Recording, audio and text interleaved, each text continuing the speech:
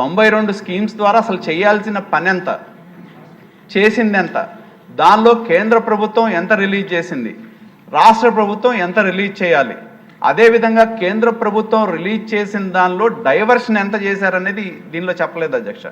ఎందుకంటే ఈ సభలో మనందరికీ తెలుసు, గతంలో మనం 14th ఫైనాన్స్ 15th ఫైనాన్స్ డబ్బులు పడంగానే మాయమైపోయాయి, ఎక్కడికో వెళ్ళిపోయాయి.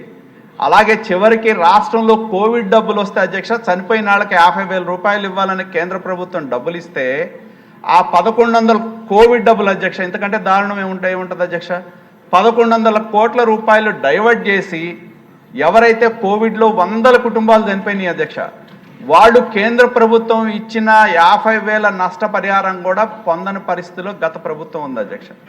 కాబట్టి నేను మంత్రి గారిని కోరేది ఏంటంటే, మొత్తం స్కీమ్స్ 19-24 మధ్య ఎన్ని స్కీమ్స్ తీసుకున్నారు, దాని విలువ మొత్తం ఎంత, దానిలో కేంద్రం వాటా ఎంత, రాష్ట్రం వాటా ఎంత, దానిలో డైవర్ట్ చేసిన మొత్తం ఎంతో చెప్పాల్సిన అవసరం ఉంది అధ్యక్ష.